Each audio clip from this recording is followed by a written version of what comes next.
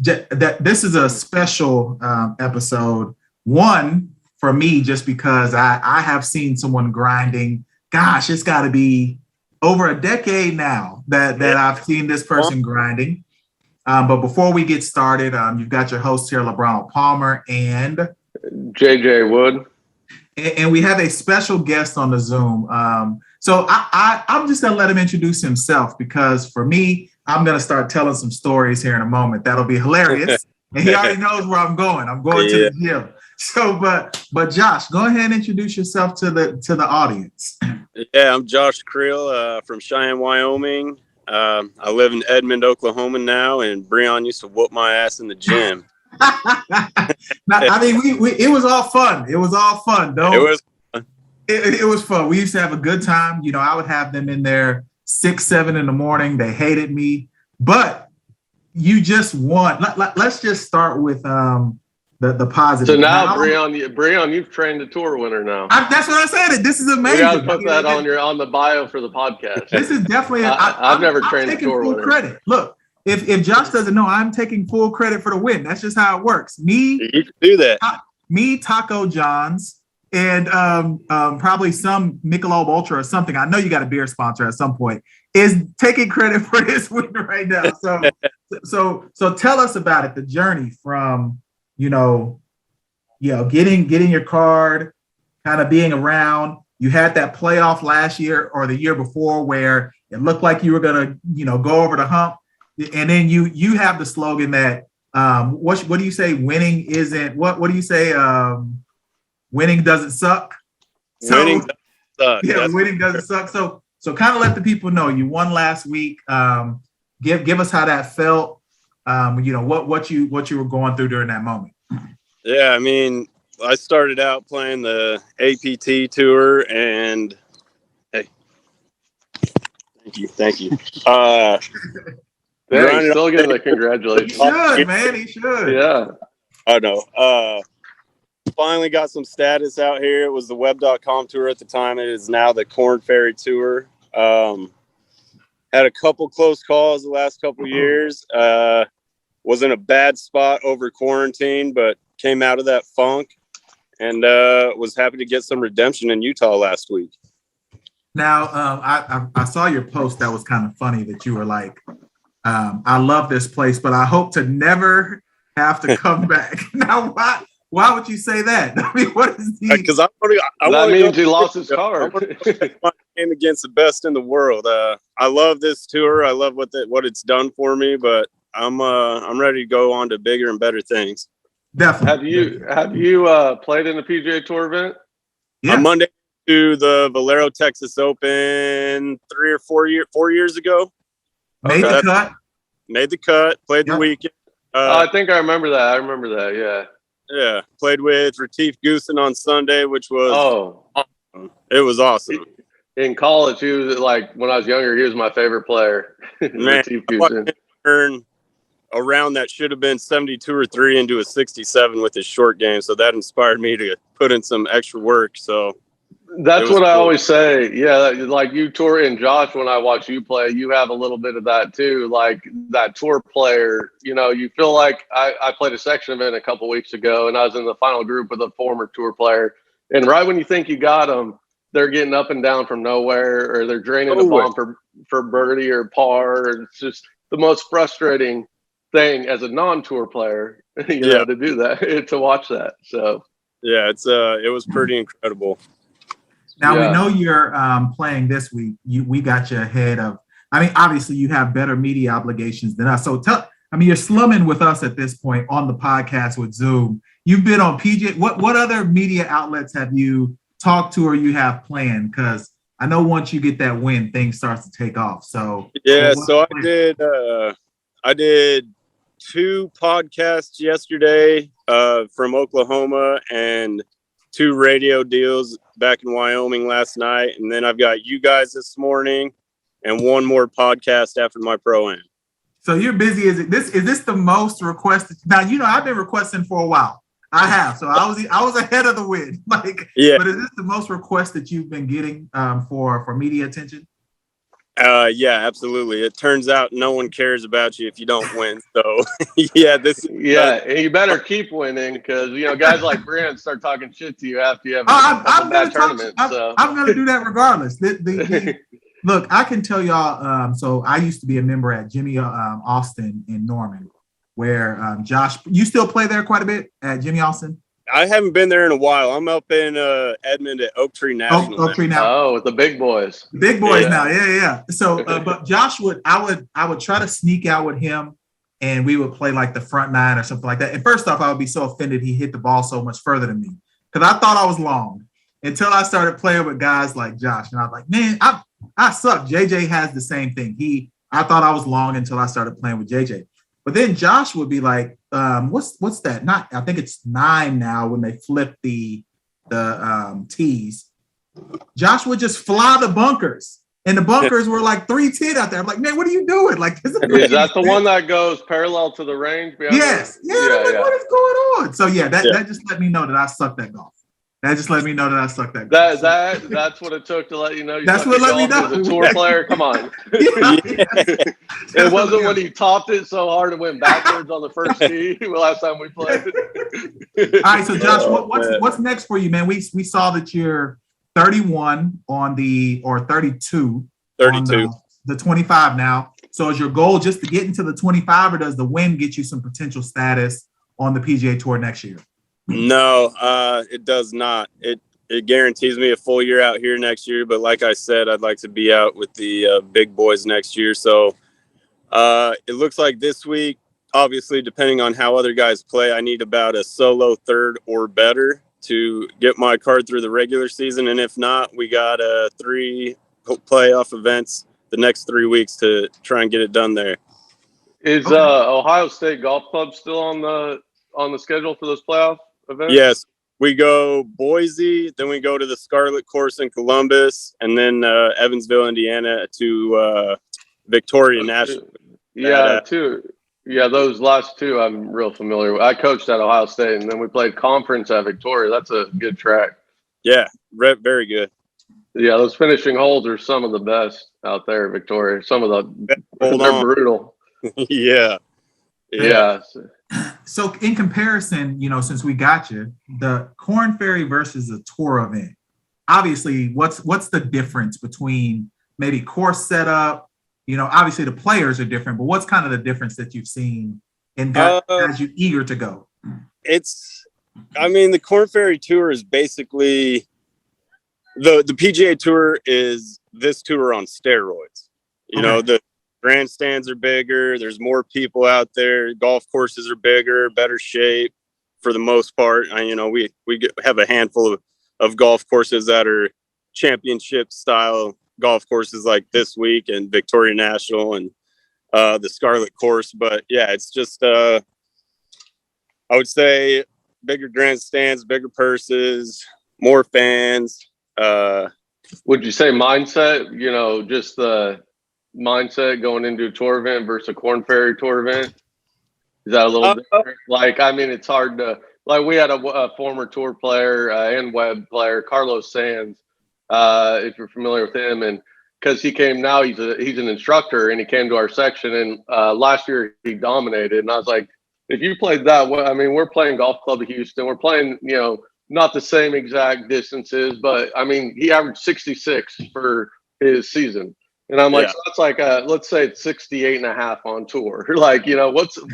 What held you back when you got your tour card? And he was basically saying, the confidence mentality, he shows up at a, non-tour event, and he's like, he's got that confidence. When he showed up to a tour event, he's kind of, looking around and all that kind of stuff. So I was just wondering if that kind of, you noticed that at all. I've only played the one PGA Tour event, but no, I haven't noticed that out here. I grew up in Wyoming, so no one has expected me to even get this far with my. So Zed, is college what brought you to Oklahoma? Then you didn't grow up at all in Oklahoma? Nope, I was born and raised in Cheyenne, Wyoming. Spent 2 years at the University of Colorado in Boulder, and it wasn't a good fit for me. So I was looking at to transfer to a small school that where I could play golf year round. Reached out to Central Oklahoma, and love the guys, love the city, and met a girl, so I've been there ever since. How old are you? 31. 31. Okay, so you're after Derek Tolan and Patrick Grady and Michael Baird. Those boys were seniors my first year there.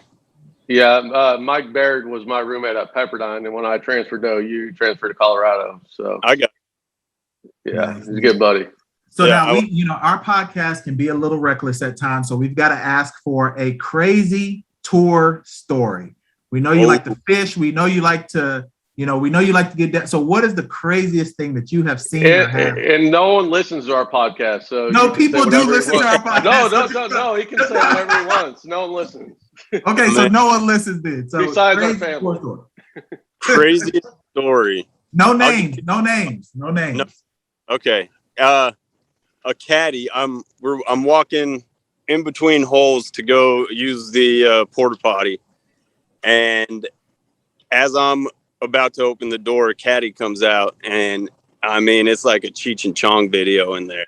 I was like, "Damn, dude! I mean, you could be a little more discreet. I know there's some woods over there, but yeah, it was quite the scene." Breon, I have that same. Did I tell you that story about a major champion with one of my two tour events? It was just blowing it up. It was messy, and my brother was in a stall across. I was on the other stall. We were Snapchatting, and then we were like, "Who is this guy with the Nike shoes on?"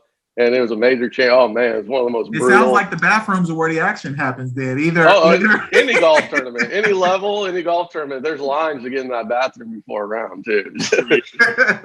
All right, so before we let you go, we gamble, or I do. I think golf gambling is the. Wait, I was wanting to pick his brain a little bit. I need help. We will. I just finished 12th place in a section of it. I need. We only have 20 minutes with the young man. Let me get my gambling. Then I'll let you pick his brain before we let him go. So every week I attempt to win money. I think golf gambling is the easiest, just because you can see when a person's in form. And that's kind of how I feel with golf gambling. So this week I've got Louis as my A player. I think you have to take him. Final regular season event. He's been finishing second every event. So I think he's got to win one.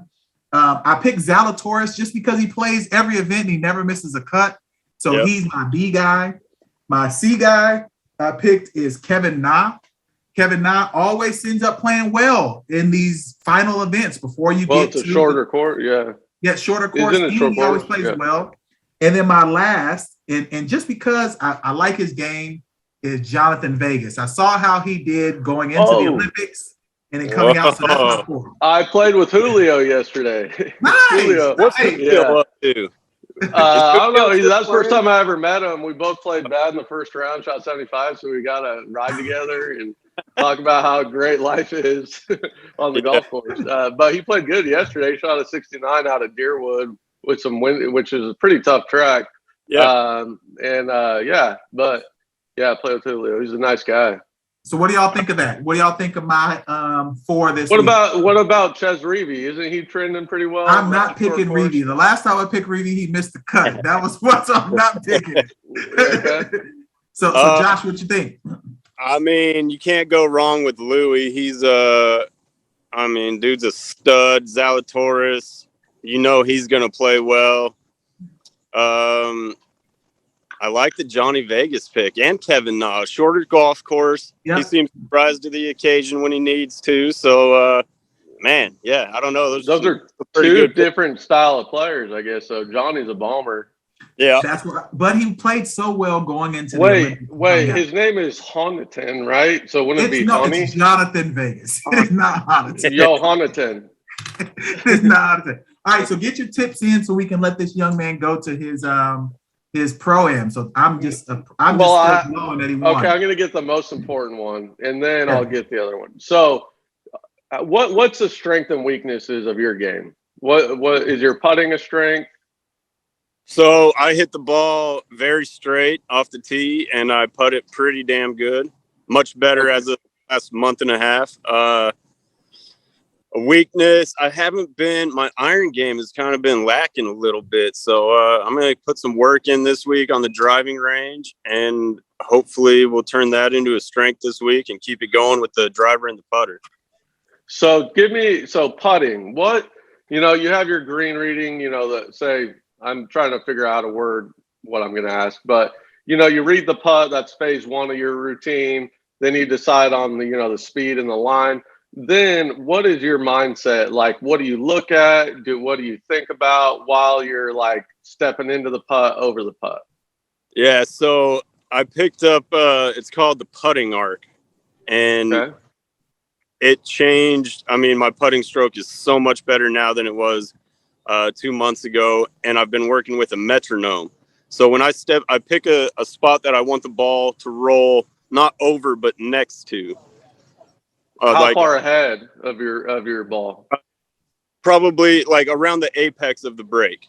So I want that ball to roll around that spot. And I get behind it, pick that spot, stand over it, and that metronome has given me the timing that give it a look back, and go. So there's no extra thinking. I pick that spot, give it a look, and just send it. So when you stroke it, do you know Marius Filtimore is in Dallas, created the Sand Putt Lab? I don't know. He's like the godfather of putting, but he told me all the tour players, great putters he works with, say either tick tock or 1-2. Is that kind of what the metronome has helped you do? Exactly. So it's that tick tock deal basically. Mm-hmm. And I don't know what the exact timing is on it, but if you have a metronome, you can set it at 1 or 150, and I think they typically 67 is what you want to be at. So that's what I have mine set to. Okay, and then my other question is kind of how you practice. Like, you're on the road all the time.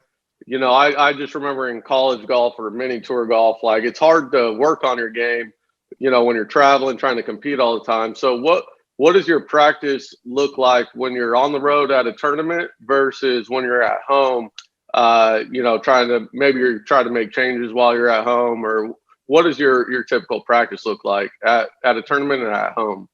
At a tournament, I always go to the short game area first. I want to get a feel around the greens and on the greens, and then I'll go hit balls. I mean, I have a pretty unique swing. I don't work with anybody, haven't ever, other than junior golf lessons. So I kind of know my tendencies, and if I start missing it one way or whatever, I get it figured out pretty quickly. So most of my attention is around the greens, and pretty much the same thing at home, except we play money games pretty much every day.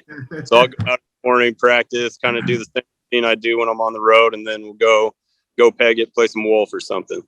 Yeah, I love that, because that's what I always talk about. I have a lot of junior golfers, and it's a fine line saying, go play for money, but kids these days, they just want to sit on TrackMan or whatever. I'm like, you got to play more golf, put something on the line. So I'm like, don't tell me what you're playing for, but play for something that means something, And so you get used to it. Do you have any go-to drills, like putting, short game, full swing? Yeah. Yep. So I'll do not much full swing. I don't know. Spend a lot of time on the range? Not a ton. I do with wedges, but like I said, man, I've been swinging it the same way for so long. I'm not gonna change a whole lot there. Yeah. But yeah, I spent a ton on the putting arc and with the metronome, and I love the 12T drill, which is 3 tees on this side of the hole, that side, and either side. And every time you get through all 12, you put them at 3, 4, 5 feet. Every time you get through all 12 without missing, you move that front tee back, and I'll go back until that first tee is about 5 feet away. So nice. Okay, cool. Nice. You got to make them all consecutively. Yes. Okay. Yeah. All right. Well, we know you got to get out of here. You got the Pro-Am again, man. Just congratulations to me. This is a long time coming. Really, really excited about it. When you on the tour and you're here in Houston, you have a place to stay.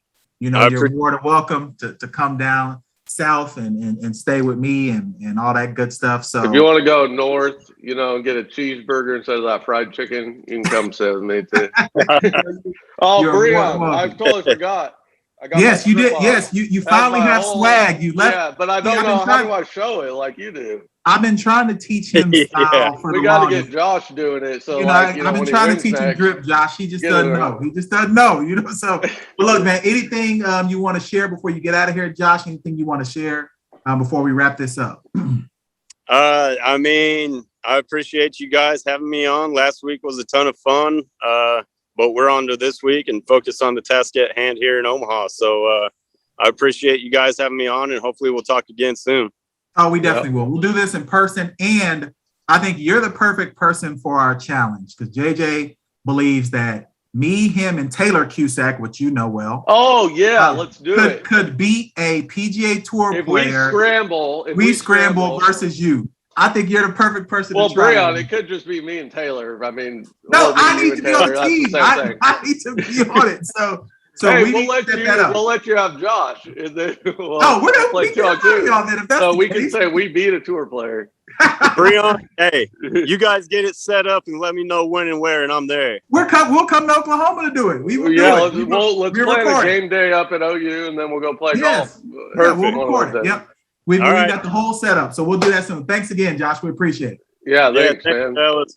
See you. All right, good luck the rest of the year. Appreciate it. Bye. That's good. Thanks so much.